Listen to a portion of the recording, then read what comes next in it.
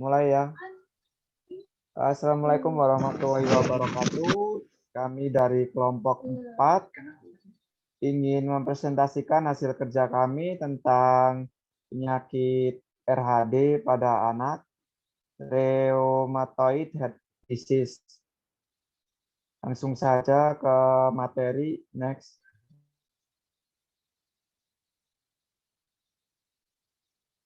Konsep patofisiologinya, RHD terjadi akibat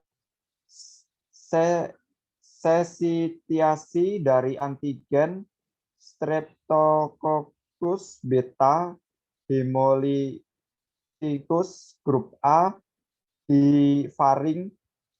Streptococcus adalah bakteri gram positif berbentuk bulat berdiameter 0,5 sampai 1 mikron dan mempunyai karakteristik dapat membentuk pasangan atau rantai selama pertumbuhannya. RHD atau penyakit jantung rematik menurut WHO tahun 2001 adalah cacat jantung akibat karditis rematik.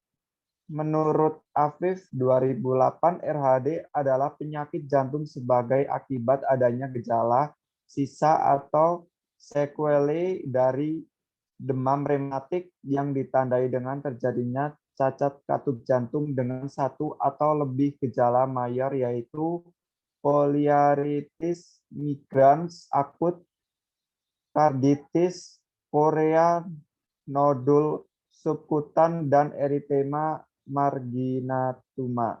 Next. Ini ada pathway-nya ya.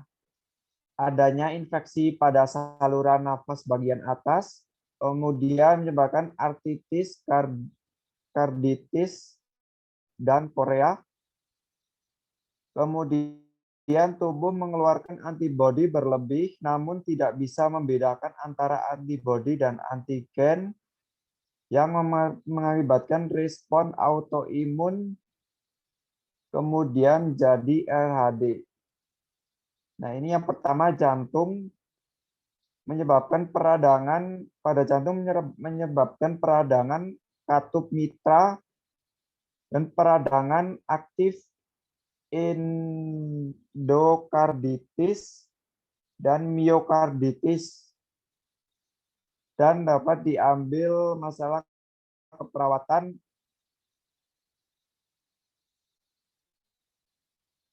Ada di slide sebelahnya ya diagnosanya,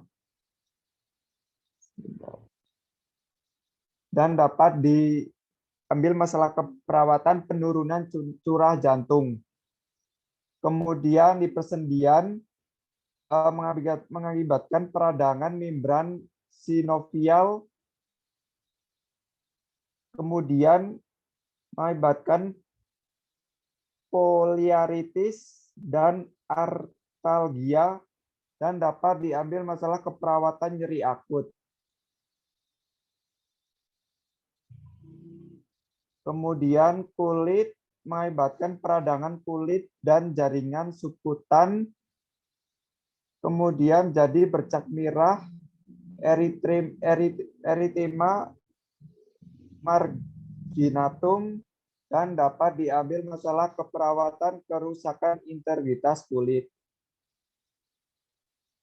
Kemudian SSP, gerakan volunteer irregular cepat,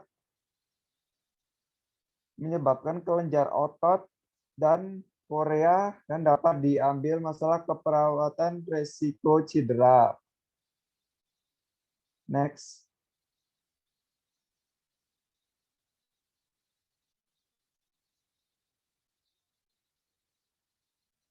Langsung ke diagnosanya aja, Mbak. Nah itu ya.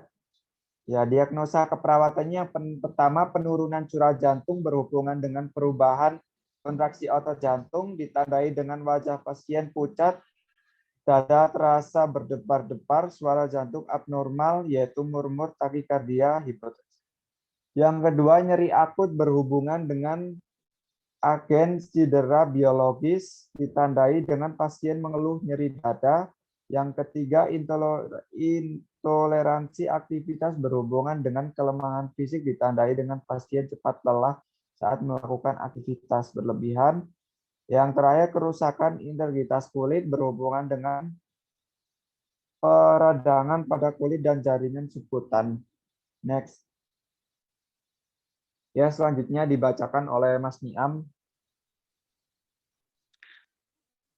Yang selanjutnya rencana keperawatan. Yang pertama, diagnosa keperawatan. Perubahan curah jantung berhubungan dengan perubahan kontraksi otot jantung. Tujuan, pasien tidak akan mengalami penurunan curah jantung selama dalam perawatan. Objektif, pasien tidak mengalami perubahan kontraksi otot jantung setelah dilakukan tindakan keperawatan selama 3x24 jam dengan kriteria hasil.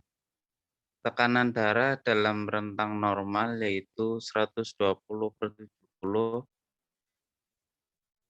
Selanjutnya, toleransi terhadap aktivitas nadi perifer kuat, tidak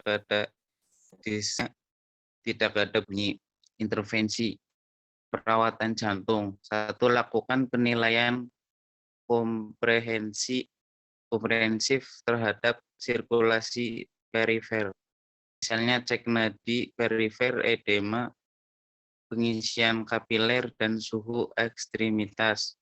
2. Catat adanya distimia, tanda dan gejala penurunan curah jantung. 3. Observasi tanda-tanda vital, kolaborasi dalam pemberian terapi aniaritmia sesuai kebutuhan. Yang kelima, instruksikan klien dan keluarga tentang pembatasan aktivitas. Next.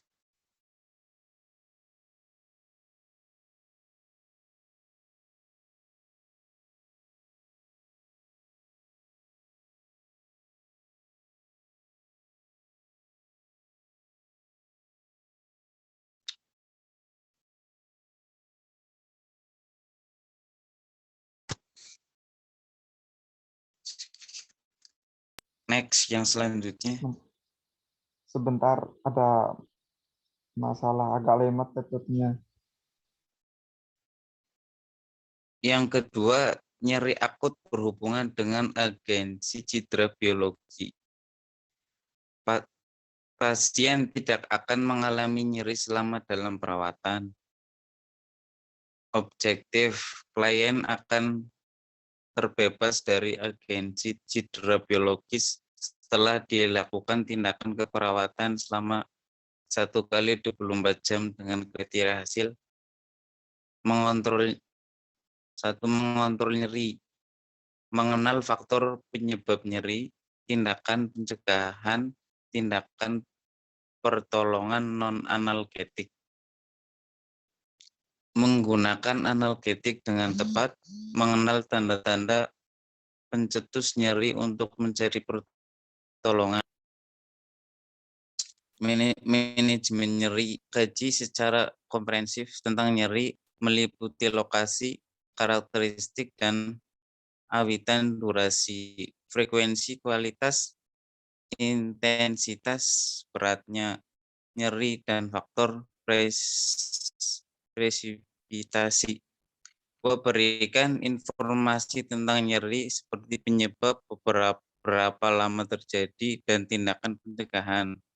3. Ajarkan penggunaan teknik non-farmakologi, misalnya relaksasi, imajinasi, terbimbing, terapi musik, distraksi, imajinasi, terbimbing, terapi musik, distraksi, terapi panas dingin, message.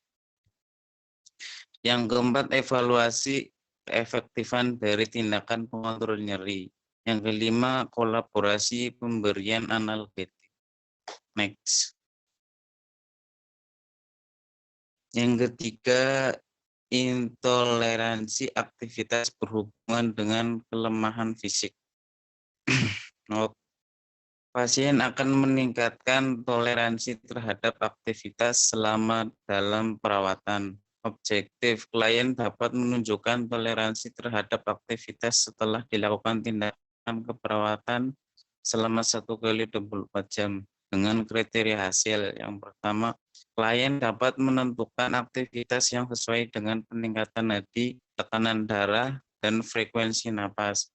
Mempertahankan irama dalam batas normal 12 sampai 24 kali per menit. Manajemen nyeri. Yang pertama, tentukan keterbatasan klien terhadap aktivitas. 2, dorong pasien untuk mengungkapkan perasaan tentang keterbatasannya. 3, motivasi untuk melakukan periode istirahat dan aktivitas. Yang keempat, rencanakan periode aktivitas saat klien memiliki banyak tenaga. Next. Yang kelanjutan yang ketiga, mempertahankan warna dan kehangatan kulit dengan aktivitas. Yang ketiga, melaporkan peningkatan aktivitas harian. Notnya 5, bantu klien untuk bangun dari tempat tidur atau duduk di samping tempat tidur atau berjalan. 6, bantu klien untuk mengidentifikasi aktivitas yang lebih disukai. 7, evaluasi program peningkatan tingkat aktivitas. Diagnosis yang keempat yaitu kerusakan integritas kulit berhubungan dengan peradangan pada kulit dan jaringan subtan. Pasien setelah diberikan asuhan keperawatan 1 kali 24 jam diharapkan kerusakan integritas kulit dapat teratasi dengan kriteria hasil mempertahankan integritas kulit. Notnya, kaji tingkat kerusakan kulit. Rasional, memberikan pedoman untuk memberikan intervensi yang tepat. B, memberikan perawatan kulit sering minimalkan dengan kelembaban ekskresi. Rasional, terlalu kering dan lembab merusak kulit dan mempercepat kerusakan. C, ubah posisi sering di tempat tidur, kursi, bantu latihan tentang gerak pasif dan aktif. Rasional, memperbaiki sirkulasi, menurunkan waktu satu area, mengganggu aliran darah, memberikan bantalan yang lembut pada badan. Rasional, mencegah penekanan pada eritma sehingga tidak meluas. Kolaborasi untuk pemberian obat. Rasional, mempercepat proses kesembuhan. Next. Implementasi disesuaikan dengan intervensi yang telah ditetapkan berdasarkan diagnosa keperawatan yang sudah ditegaskan. Evaluasi kriteria dalam menentukan tercapainya suatu tujuan pasien. Diagnosa pertama, hasil evaluasi pompa jantung berkurang. Diagnosa kedua, nyeri dapat berkurang atau hilang. Diagnosa ketiga, intoleransi aktivitas dapat teratasi. Diagnosa yang keempat yaitu kerusakan integritas kulit dapat teratasi. Next. Terima kasih. Dari kelompok 4 banyak kesalahan, mohon maaf.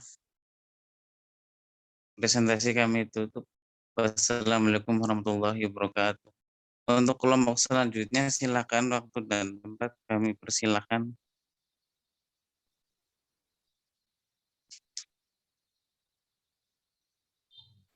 Oke, sekarang berarti kelompok berapa? Di stop. Bisa dulu. Kelompoknya Lintang. Sekarang kelompoknya Lintang apa kelompoknya Wahyu? Dijit Wahyu sih wis nganu rung yuk. Wis presentasi rung yuk. Ya bisa. Ya wis. Berarti ini recordingnya aku stop dulu ya? Ya. Ya.